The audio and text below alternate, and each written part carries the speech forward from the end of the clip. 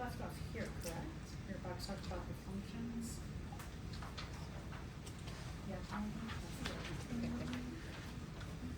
Today we're just going to continue on with circulation. We'll get into immune system, and then we'll finish up dissecting and start to go through the parts that you need to know. Just make sure that you're starting to work on your objectives. We just have a few things to finish up with the circulatory system. So the functions of the circulatory system.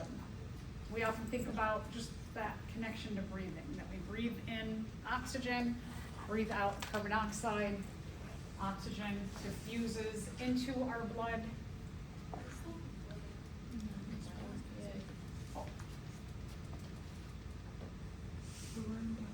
Oh, here, oh, okay. Thanks, sorry, backing up a little bit. Okay, so let's talk about the heart itself and why it must always work. We'll get into those functions in just a second. The heart has a cardiac cycle. You all looked at that in lab. And the cardiac cycle is the coordination of contraction of the heart and then a period of relaxation. When we are taking a look at the cardiac cycle, essentially the atria contract, the blood pumps down to the ventricles contract.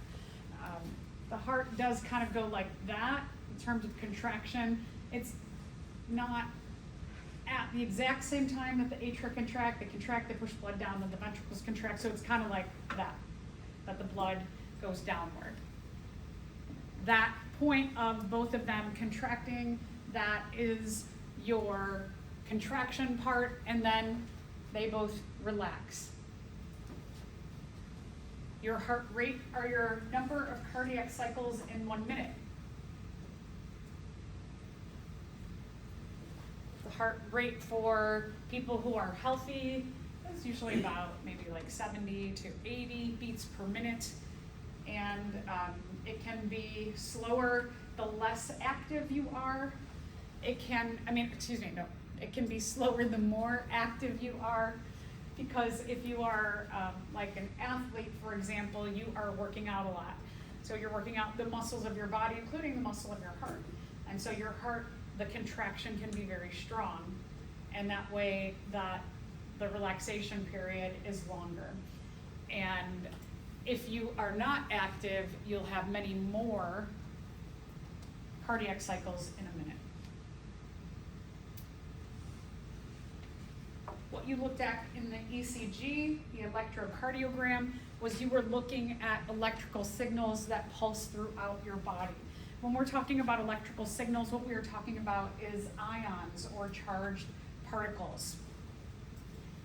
The heart cells are very unique.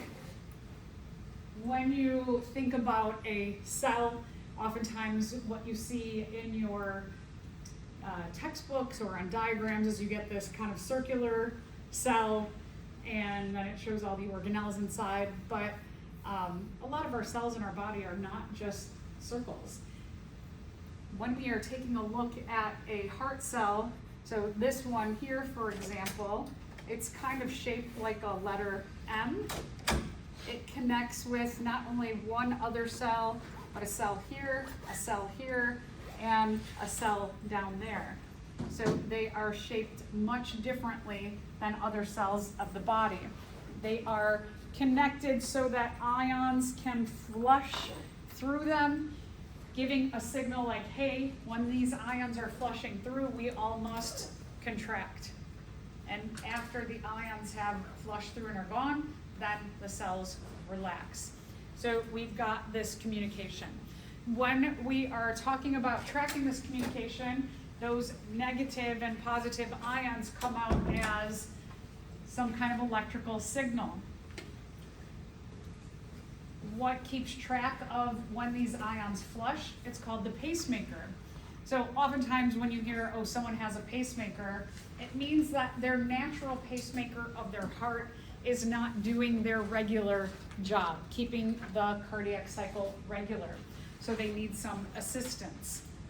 So we all have a pacemaker in our heart.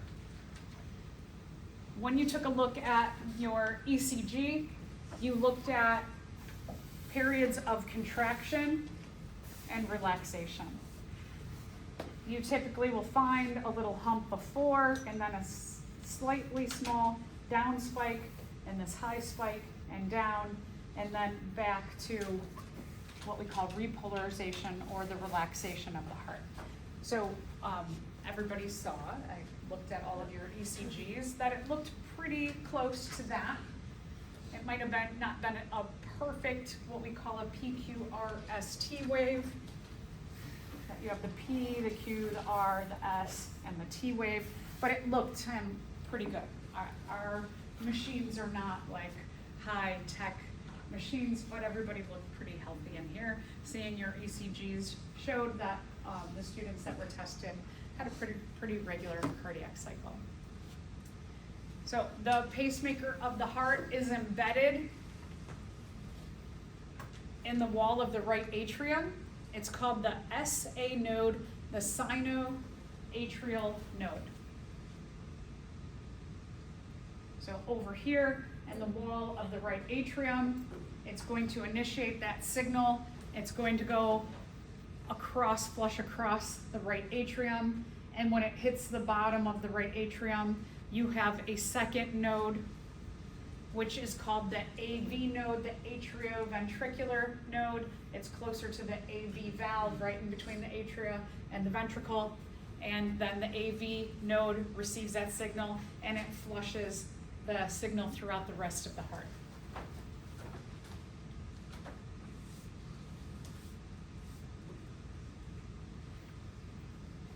Here up top, in the wall of the right atrium at the top there, just underneath the superior or anterior vena cava, you can see this green circle.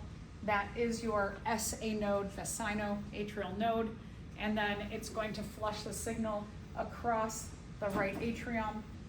The AV node, which is just on the border of the atrium and the ventricle of the right atrium, it's going to flush that signal down the septum, and then the septum is going to send that signal around the edges of the heart. All right, so a little bit about the blood pressure that you took. The blood pressure, it relies on the atria, then the ventricles contracting, and then that period of relaxation. So how it is tracked is, I know we all used like a electronic cuff, but here the other way that you can do it manually, using a stethoscope, tracking the pulse in the wrist, the other side of the elbow, and then using a blood pressure cuff. Okay, so the way that is done to track our cardiac cycle,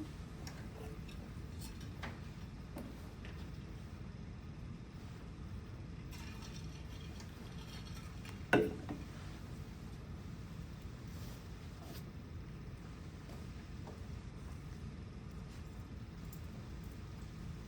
think it's kind of interesting that someone figured this out from cutting off the flow of blood in the arm and listening for the pulse. That when we are talking about the two things that are tracked with your blood pressure are the systolic blood pressure and the diastolic. Systolic blood pressure, when you have, let's say, 120/80. The upper number, the 120, that is your systolic. That infers the contraction of the heart. We focus a lot on the ventricles because it's the more muscular part of the heart. That gives us the idea in milligrams of mercury and pressure what your systolic blood pressure is. Your diastolic blood pressure is measured in the relaxation part between contractions. And that diastolic number, that is your lower number, your 80, if we're talking 120/80. I had a student who said, I remember that because S is higher in the alphabet than D, so systolic is the top number and diastolic is the lower number.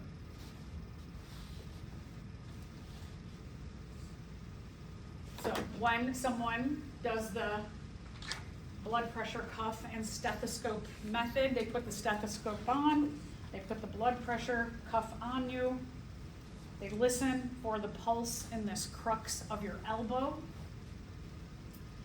Then they start to, they pump up that blood pressure cuff. What that does, and you can feel a bit of that discomfort because it gets really, really tight, is they are cutting off the flow of blood in your arm temporarily. So they have the stethoscope in the crux of the arm. They're listening as they are pumping that up. They're listening until they don't hear anything at all. So flow of blood totally cut off.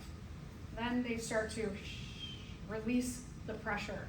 And they're listening until they first hear the heartbeat again.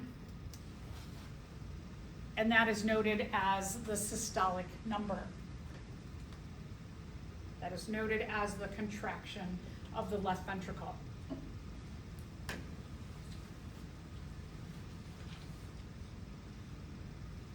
As the pressure is slowly going down from the cuff, they keep listening. And when the flow of blood is completely regular through the arm, the pulse is very, very loud, and then it gets softer, softer, softer, until you can't hear it again.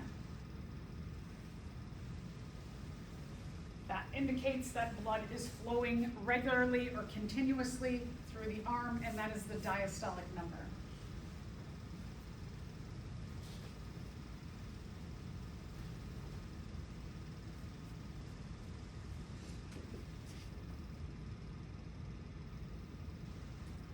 I always like to watch when someone's taking my blood pressure.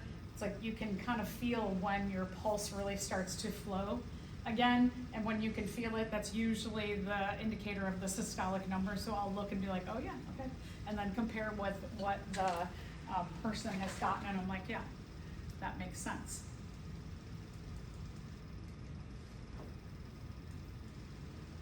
A normal blood pressure, I would say, is about 40 points apart, hovering somewhere around 120 to 110 for your systolic and 80 to 70 for your diastolic number. One of the indicators, it depends on a lot of things. For some people, they get a lot of anxiety when they go to a medical practitioner, and so sometimes this gets very elevated just out of anxiety because you're like, oh my gosh, I'm nervous about being here.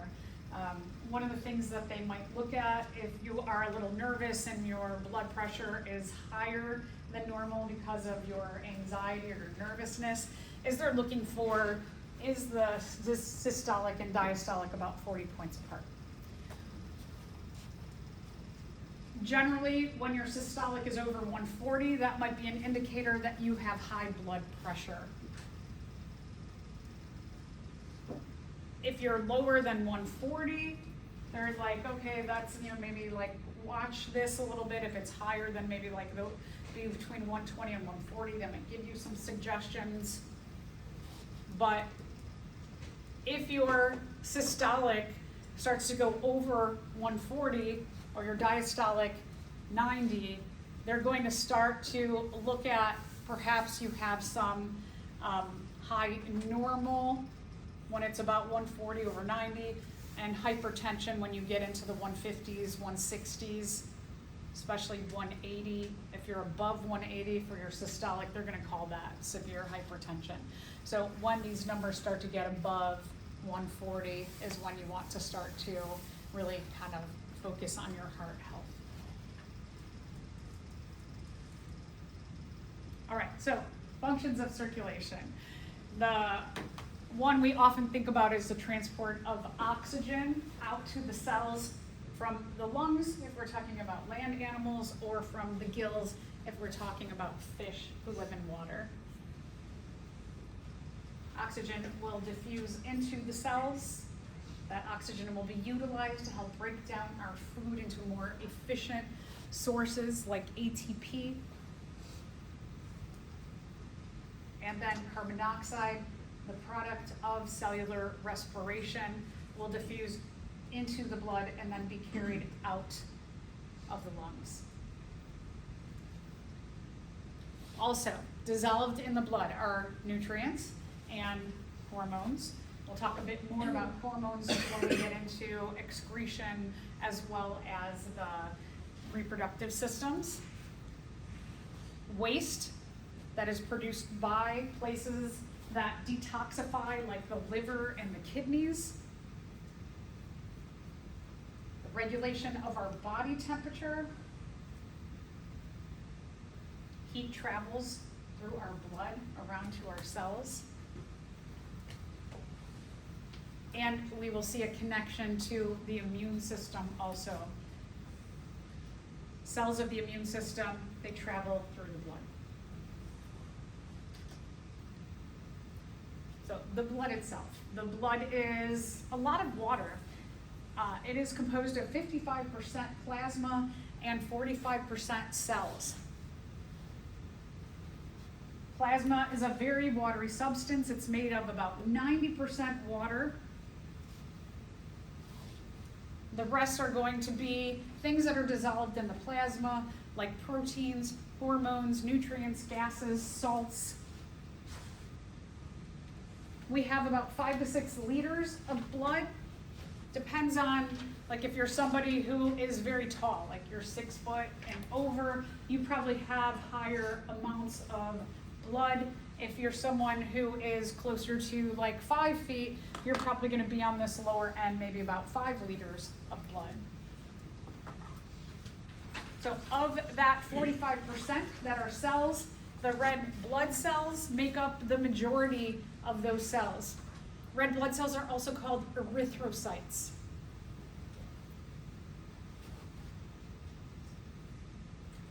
Their main function to carry oxygen out to the tissues.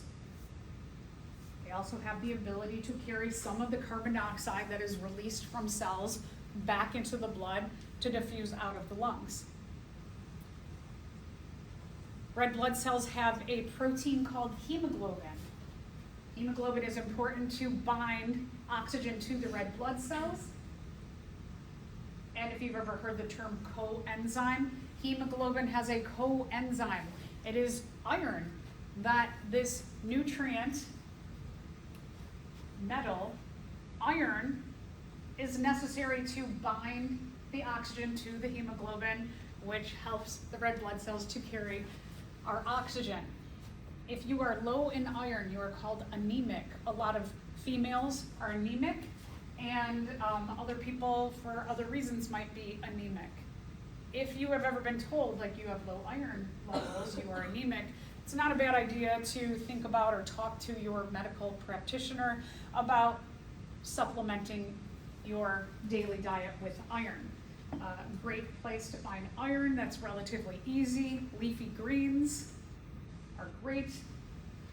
I always like to, because I am anemic, I make a smoothie with a lot of like very tart fruits in it, and I pack the blender first full of greens, leafy greens, and then the tart fruits kind of cover up that green taste, and then I'm naturally getting my iron in my diet.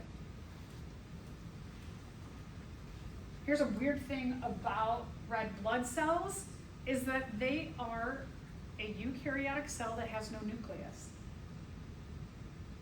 So they have evolved to not have a nucleus so that they can ditch that large organelle and carry more oxygen on them. So if you don't have a nucleus, you can't reproduce as a cell. We had a mutation that happened where the red blood cells were produced in the bone marrow.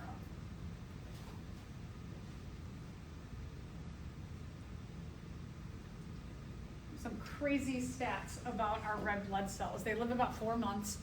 2 million red blood cells die and are replaced every second.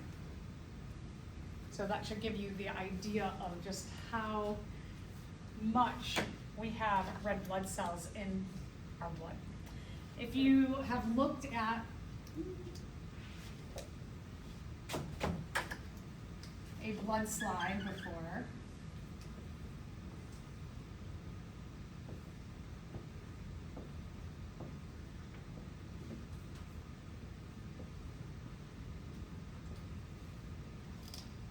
what you see with the blood side is you have a great density. If you look at a blood side in there, usually pink. The red blood cells are little tiny pink dots, and it's just packed with them. You have occasionally a bigger colored cell, which will be a white blood cell, and then every so often too, you will see little tiny dots that are platelets. If you have a mutation to your red blood cells, it may result in sickle cell anemia. Sickle cell anemia, it makes the red blood cells, instead of being naturally round, have these pointy shapes at the ends.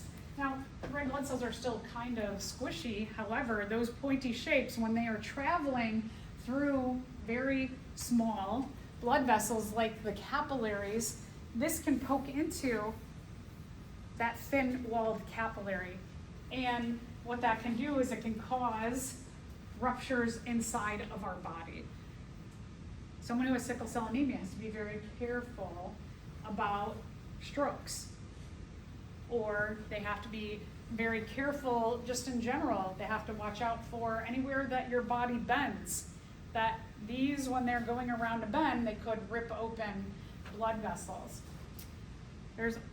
Because of the shape, there's all kinds of other issues that result. Sickle cells do not carry as much oxygen as our round red blood cells, so the person is in a general anemic state. That shape can not only damage blood vessels, but it can also damage organs and other tissues as well. So those are just a few of the resultant issues with having sickle cell anemia. White blood cells. So when we take a look at like a blood slide, for example, once in a while you'll see a big cell in there, and those are white blood cells. Remember that when we're talking about the white blood cells, and then we'll address platelets in just a second, that they make up less than 1% of the cells in your blood. However, even though they are not a huge component within our blood, they are extremely effective at what they do. And we'll get to talking about that soon enough. We give a general name to white blood cells as leukocytes, but there are different kinds of white blood cells depending on the job that they do, and then they get specific names beyond this generic leukocyte name. We probably all know that our white blood cells have an important job in our immune system.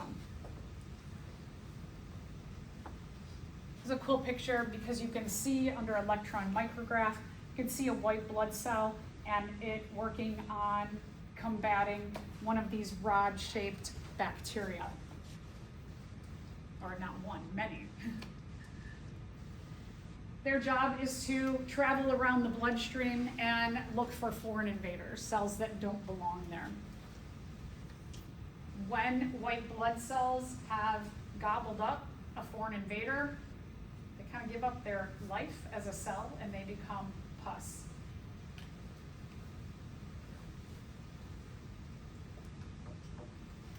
So back to our blood slide here. You have these little tiny dots. Those little tiny dots are called platelets. Now, platelets are not a full cell. They're a piece of a cell. And even though they're not a full cell themselves, they still function in a way that's pretty amazing as a piece of a cell that's not even a full cell. Platelets come from a larger cell. The megakaryocyte, little pieces of that large cell break off. And then those tiny little broken off pieces, like I have here in the diagram, the tiny little dots, they travel around the bloodstream.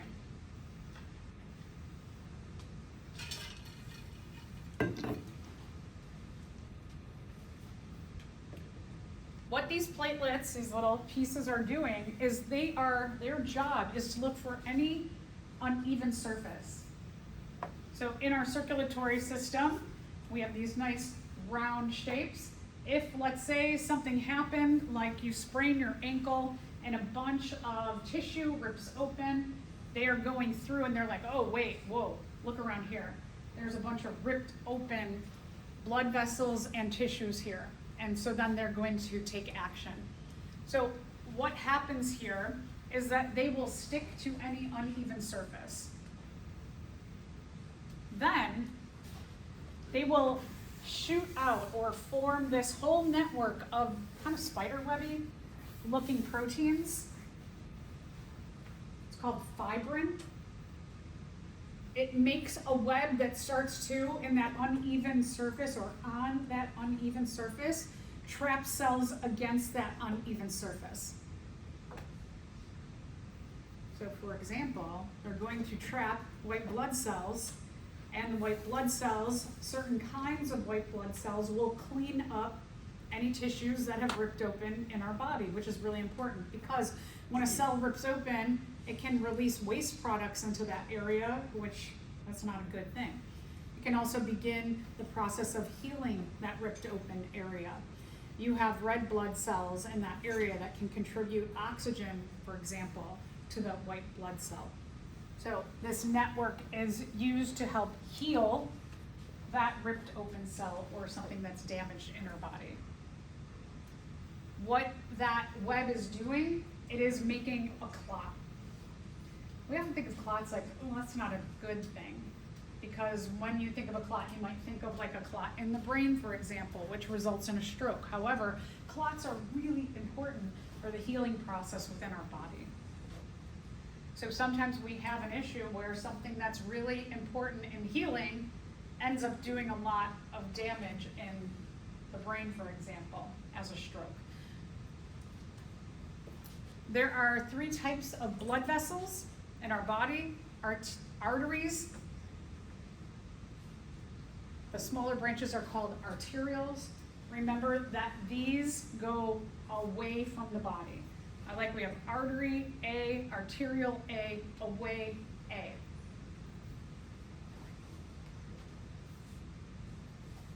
Arteries have a thick wall of muscle inside of them. When the heart contracts, the blood vessels, the arteries and arterioles, they're also going to contract. And they're going to push the blood out to the body. So think about, like, if your heart is here and all the way down at your knees, you still got to get blood all the way down to the tips of your toe. So these layers of muscle are going to be very important to keep that blood pushing all the way down to the tips of your fingers or the tips of your toe.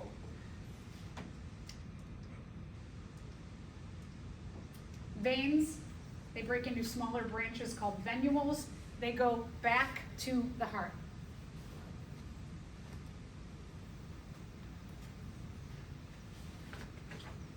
Veins also have muscle, but it is much thinner. So you can see the muscle layer here.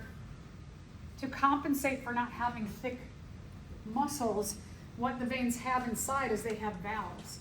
Remember the valves of the heart. What the valves of the heart are doing is they're pushing the blood into the right direction, preventing the backflow of blood.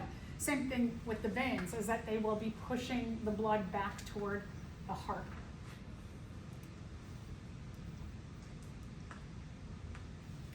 In the middle between the arteries and the veins, arterioles and venules, you have the smallest blood vessels, which are the capillaries.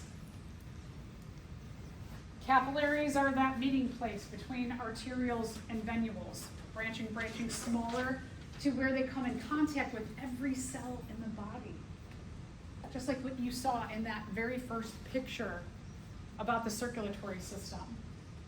That every cell is serviced by the circulatory system, which I think is just bonkers wild.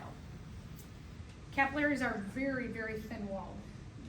One of the big jobs of the capillaries is to make sure that stuff is diffusing into our cells and out of our cells.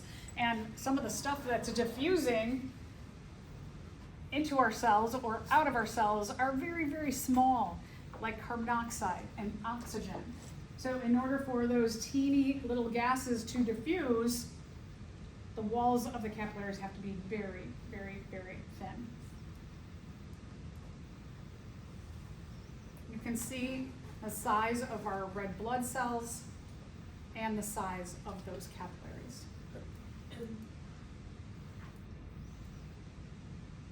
Now, one of the things about the way our body works is that the majority of our body is made up of water, somewhere between depends on the given cells, 70% to 90% water. What happens with molecules in the body and molecules in general is they diffuse. And when we're talking about the process of diffusion, that means that molecules move from an area of high concentration and then they start to move into areas of lower concentration. And their goal is to spread out to completely evenly in that area of lower concentration. So constantly in our circulatory system, which is made up of 55% plasma, which the plasma is made up of 90% water. We have a high amount of water in our circulatory system. And so water keeps diffusing out of the circulatory system.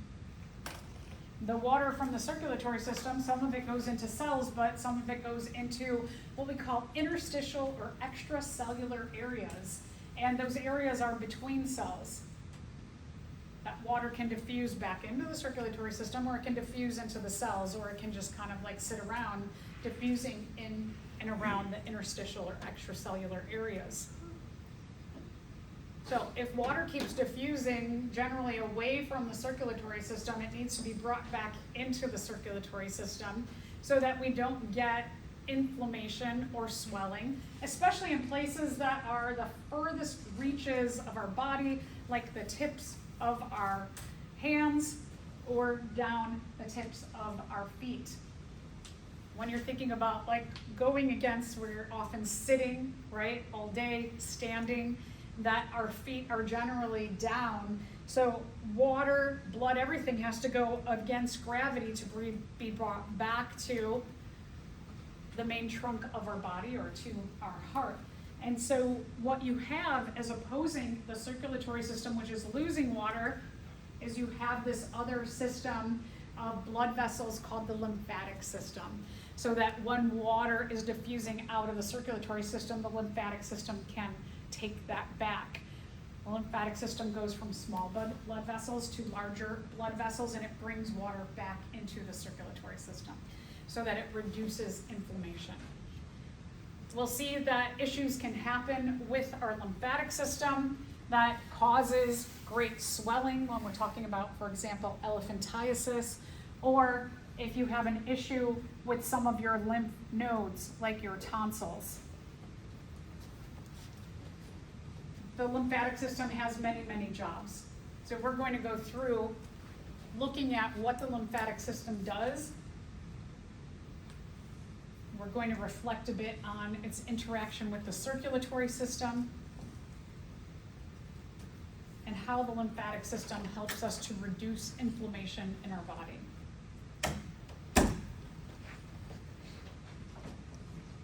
One of the fields that is being really closely looked at is the idea of inflammation in the body.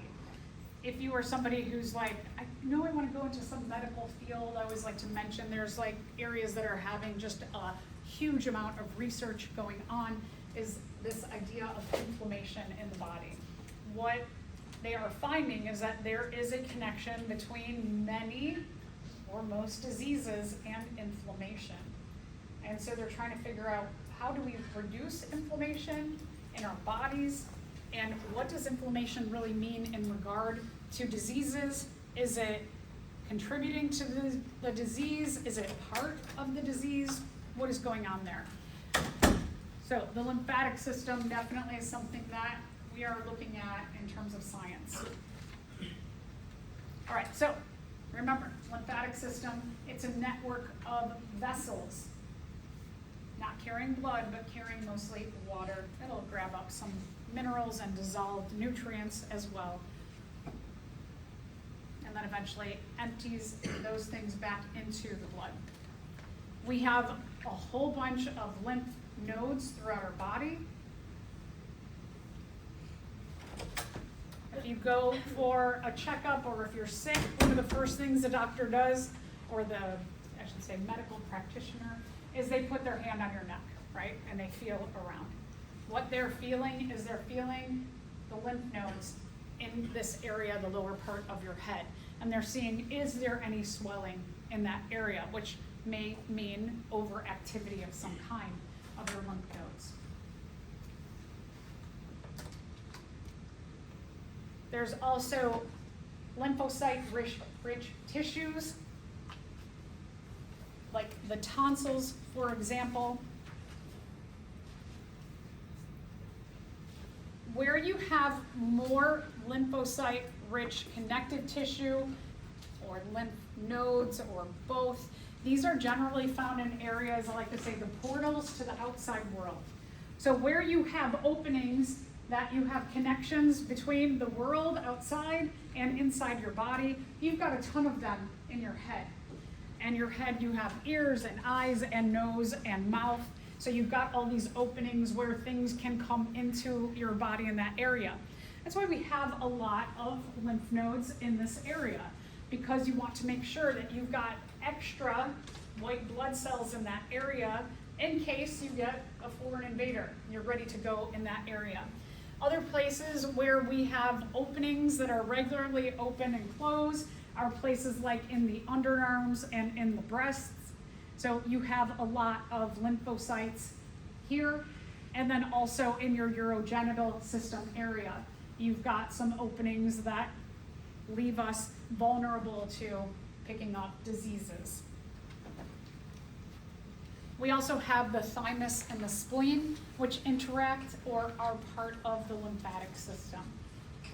One of the things about some of these organs and tissues that we have in our body is that they, some of them do a job for this system, and a job for that system, and a job for that system. So they don't always just do one job.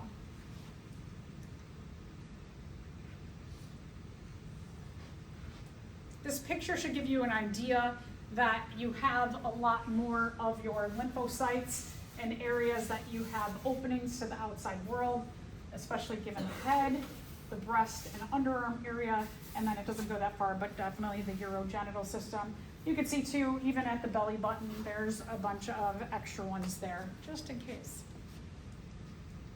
All right, so let's talk about the functions of the lymphatic system. One is that it's going to return fluids back to the circulatory system, help to reduce inflammation in the body.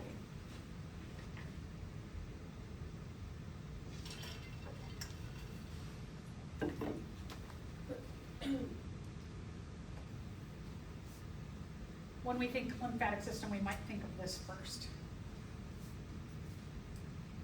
So a network of blood vessels throughout the body, going from very, very small, like a lymph capillary, all the way to your larger lymph vessels.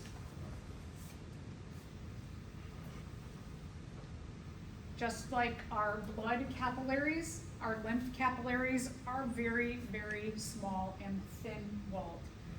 Thin-walled, so water, which is a very small compound, can diffuse across the surface of the lymph capillaries, just like the blood capillaries.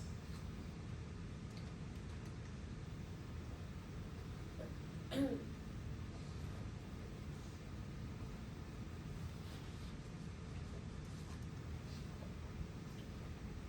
lymphatic system has one-way valves like veins, so pushes the blood back toward the heart, back into the circulatory system.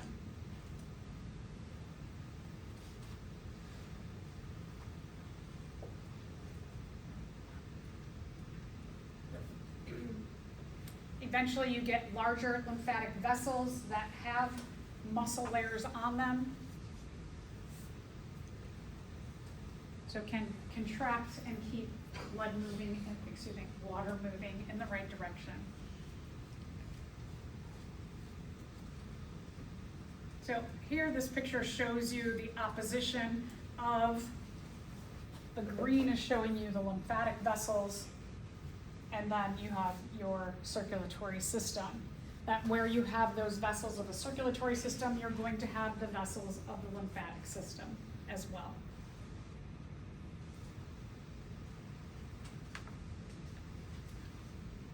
On occasion, there are diseases that cause issues with the lymphatic system. So in Tropical areas, people may develop elephantiasis. You can see swelling of the lower part of the body. This is caused by a roundworm that is carried by a mosquito.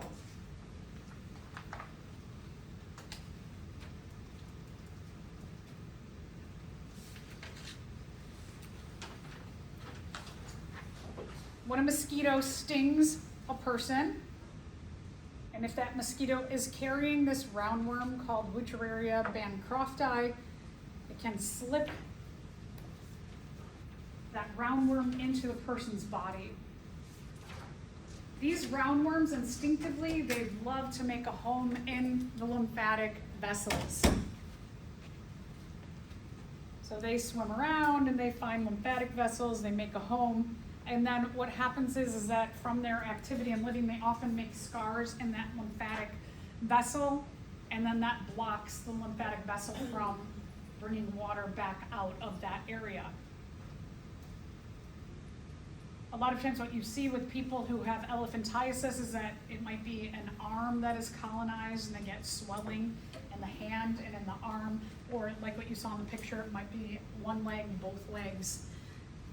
You can see here, this person has one leg where these roundworms are colonizing. A lot of people say, what's the cure for this? So one of the effective cures for this is chemotherapy.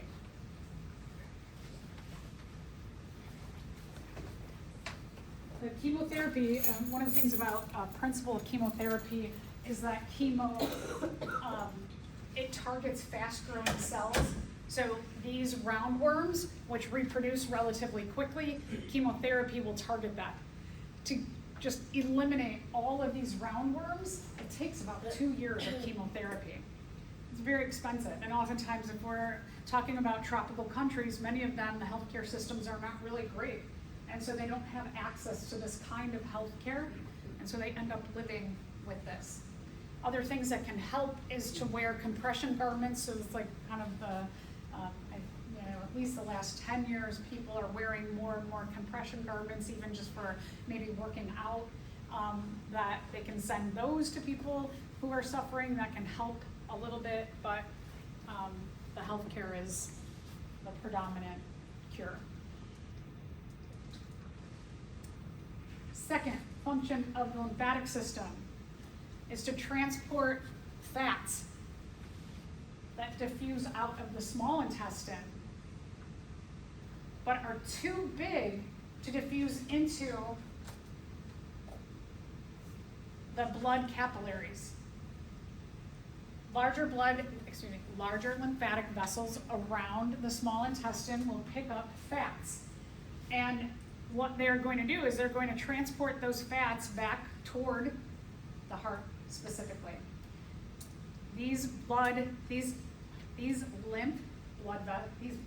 vessels, the lymph vessels that are carrying the fats, they are going to merge with the inferior vena cava, and those fats then go right into your heart.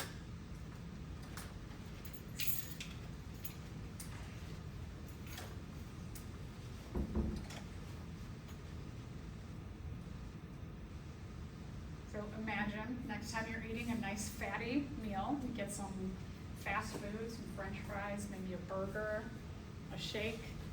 The fats, just think about your heart. Those fats are infusing into your heart. Now, if you are eating as many calories as you are burning off, typically what your body is going to do is they're going to burn off those fats. However, if you're eating a higher, if you're eating a higher amount of calories than your body can burn off, those fats generally will get put into storage areas like your gut, with animal-based fats or saturated or trans fats. What our body does is that when we have too much of those that we can't burn off, they store them, but not in the regular storage places, but they store them underneath the walls of our arteries. So one thing that can really help with this connection between the lymphatic system and maybe too much fats in your diet is that when we're talking about animal fats or trans fats, generally when you have a surplus of them that you don't burn off, our body is kind of like, I don't know what to do with these. And so they stuff them underneath the walls of the arteries. When it is plant-based fat, generally what our body does is it puts them in the regular storage areas and not underneath the walls of our arteries. So if you are someone who can see in your biological family that you have a history of high cholesterol, which is the issue of that, like building up underneath the walls of the artery, fats building up, you should really start to focus on eating less animal fat and trans fat, getting your cholesterol levels down.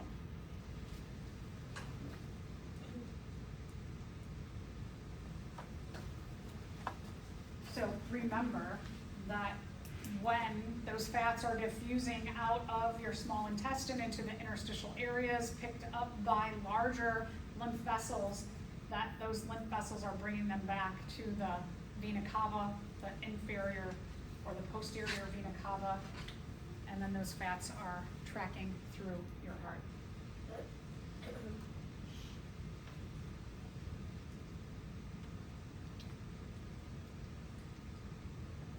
All right, let's talk about the third job of the lymphatic system. Defense. They are a contributor to the immune system.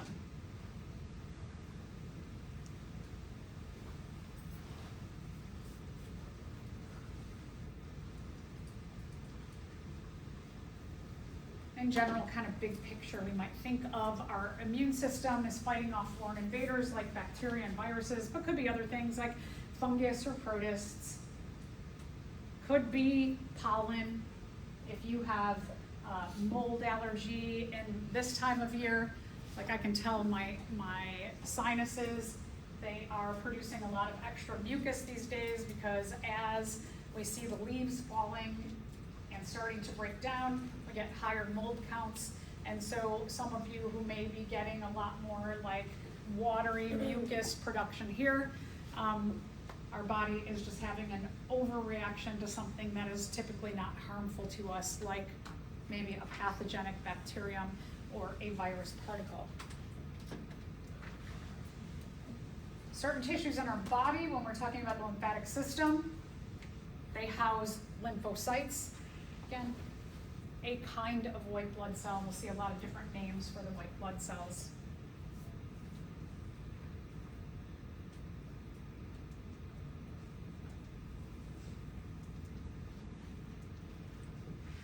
As I mentioned, where we have portals or openings to the outside world, places like our respiratory and digestive systems, which exist a lot of the beginnings of that in the head, our urinary tract, you are going to have more lymph nodes and more lymphocytes.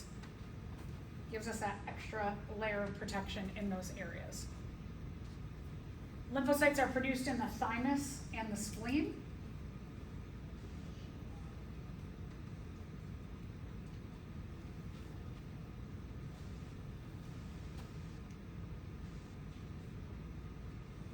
The spleen filters white blood cells that have died as a result of gobbling up something in the body. They also filter out other kinds of white blood cells as well.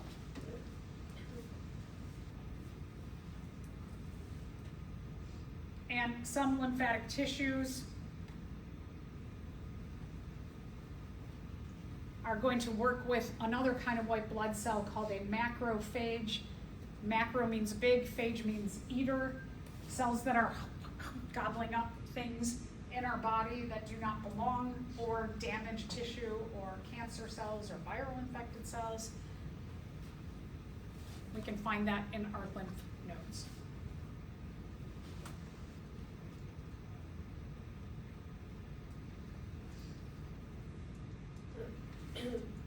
Anybody ever had tonsillitis or had their tonsils out? Yeah, me too. Yeah. So for some reason, some of us are just more susceptible to having a reaction to certain kinds of bacteria in the world than others.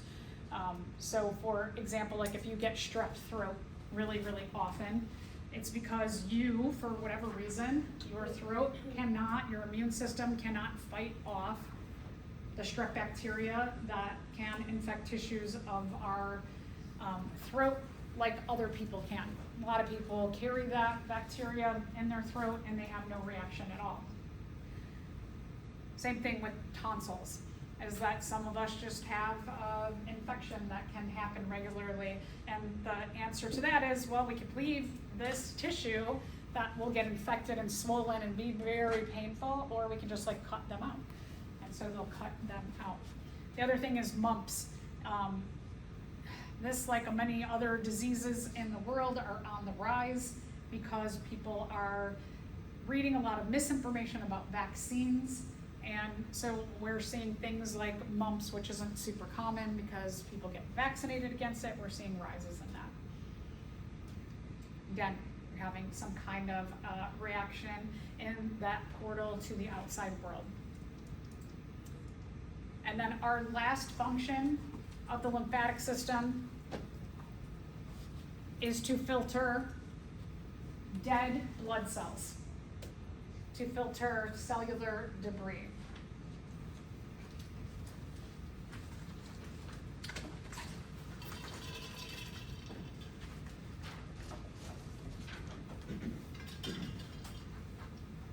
The spleen is a filtration system of our blood. It's going to take dead blood cells who have kind of given their so-called life of a cell to gobbling up a foreign invader.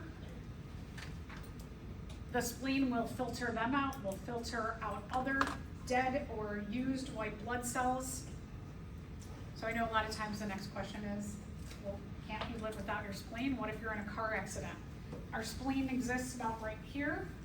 And so when we put our seatbelts on, it goes across the spleen. And sometimes if a person is in a car accident and they just get like pulled a certain way, that seatbelt can damage the spleen. Because the spleen carries a lot of wasteful products, it's very important if someone's spleen gets ruptured that they have an immediate surgery. So what can happen is that you also have, if you lose your spleen, you also have the kidneys, which do blood filtration as well. On the back page of your Lab 30, there is a heart model that is labeled. So what I would do with Lab 30 is make sure that this weekend that you take out Lab 30 and you start working on any of the parts of Lab 30 that revolve around the circulatory system and the lymphatic system. The last page of Lab 30 has an illustration like this to label the heart. It might not be a bad idea before you start filling that in to take a picture of it, and so that you can keep quizzing yourself on that. If you already just like filled it in, I've got extra ones, heart models to fill in the lab room. You can take a stack of them. So maybe take 5 of them and start working on labeling the parts of the heart this weekend. And then I'll make sure there's more copies, and so that you can keep doing that until you're like, I got this, I got all the parts of the heart.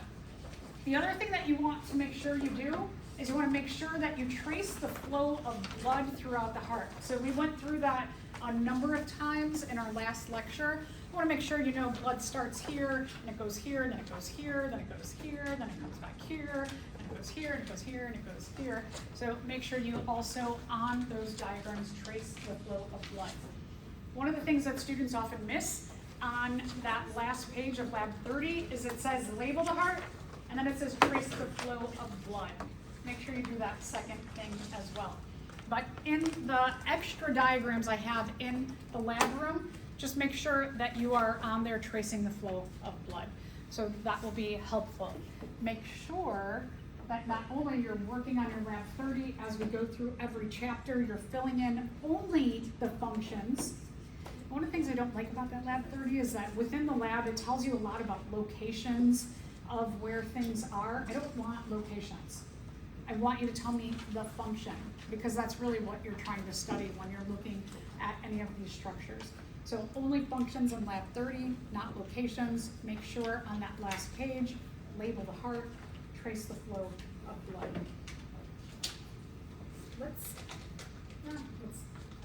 We'll just stop there. We'll only get into 10 minutes of immune system. Okay, so today in lab, what we are going to do is we are going to get our pigs out. So why don't I say this, at 9:20, I'll begin in lab talking about the rest of our dissection, and then I'll start getting into what are all of the parts. I have for you on the front desk, I have a double-sided sheet. It has all of the items you need to be able to identify for the lab practical that is in, like, I think the beginning of November. Grab one of those, grab some parts.